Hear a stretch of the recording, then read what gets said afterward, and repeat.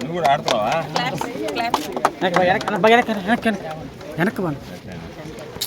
నువ్వు ముందుకు రాకు, వెనక్కి రా. ఈ ఏడు కాదు మొత్తం మీద మీరు ఆడి స్టేట్లో ఆడి రావాలి, ప్రైజ్ తీసుకురావాలా.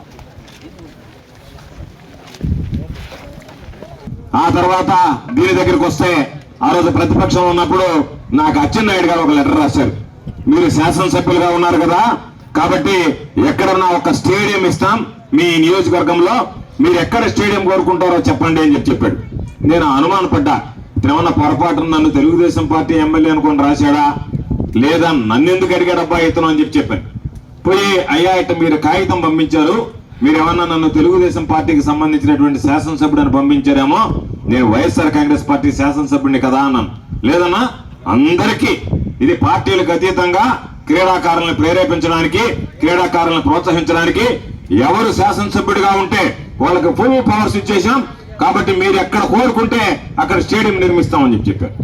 ఆగమేఘాల మీద నెల్లూరు వచ్చి హైదరాబాద్ నుంచి, అప్పుడు హైదరాబాద్ లో ఉండేది అసెంబ్లీ, వచ్చి జిల్లా కలెక్టర్ గారితో చెప్పి జిల్లా కలెక్టర్ గారి దగ్గర నుంచి ఈ విధంగా పొదలకూరులో ఇప్పటికే ప్రహరీ గోడ అంతా పూర్తయింది, స్టేడియం నిర్మాణంలో ఆగిపోయింది, కాబట్టి మీరు ఇచ్చేటువంటి స్టేడియం గనక పొదలకూరులో ఇస్తే బ్రహ్మాండంగా పూర్తవుతుందంటే నేను ఆ కాగితాలన్నీ తీసుకెళ్లి, పాపం అచ్చెన్నాయుడు లాంటి వాడు ఉండాలి మామూలుగా ఈ రాష్ట్రానికి, పార్టీలకు అతీతంగా నన్ను పిలిచి మరి లెటర్ రాసి మరి నన్ను అడిగాడని చెప్పి సంబరంగా పోయి ఆయనకి ఈ మాట కూడా చెప్పా. Pulse Andrew care hospital. తండ్రి కాలేకపోతున్నారని బాధపడుతున్నారా? వీర్య కణాల కౌంట్ తక్కువ ఉన్నాయా? జీరో కౌంట్ తో బాధపడుతున్నారా?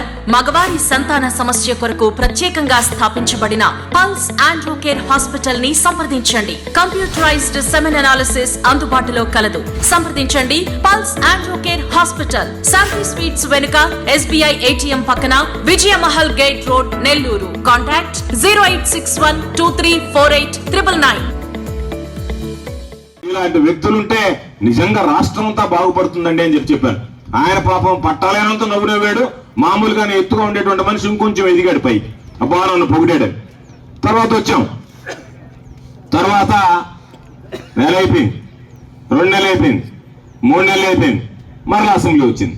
ఆయన దగ్గరికి అడిగితే, అన్నా ఎందుకో సోమిరెడ్డి కాస్త అభ్యంతరం పెడుతున్నాడే అని అన్నాడు. అందుకే కదా నేను చెప్పింది, నేను వైఎస్ఆర్ కాంగ్రెస్ పార్టీ శాసనసభ్యుడిని అయ్యంటో నువ్వే కాగితమేమంటివి, నువ్వే దానికి సంబంధం లేదంటివి, నువ్వే నాతో ఆ రోజు పార్టీలకు అతీతంగా క్రీడాకారులు ప్రోత్సహిస్తానంటివి, మళ్ళా ఈ రోజు ఏంటి సార్ మీరు ఈ మాట మాట్లాడుతున్నారు అంటే, ఆయన నేను చూసుకుంటా లేదా నువ్వేం బాధపడబాకన్నాడు.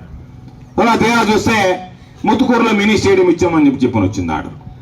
మళ్ళీ పోయి అడిగాను నేను, అయ్యా నువ్వు ముత్తుకూరులో ఇస్తే నాకేం అభ్యంతరం లేదు, అది కూడా నా నియోజకవర్గంలో ఉందే, పొదలకూరులో సగంలో ఆగిపోయింది, దానికి సంబంధించి ఇవ్వమంటే పాపానా నువ్వు ఎస్టిమేట్ తెచ్చి నేను ఇస్తానన్నాడు.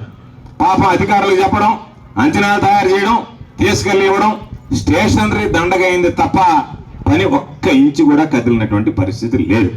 కాబట్టి నేను మిమ్మల్ని అందరినీ కోరుకునేది, ఇక్కడ సగంలో ఉన్నటువంటి స్టేడియంని పూర్తి చేయడానికి మనసు రానటువంటి సోమిరెడ్డికి పొదలకూరు మండలంలో ఒక్క ఓటు వేసినా సరే తెలుగుదేశం పార్టీకి సోమిరెడ్డికి అది మురిగిపోతుంది, చలన ఓటుగా తయారవుతుంది అనేటువంటి విషయాన్ని మీరు గుర్తుంచుకోండి.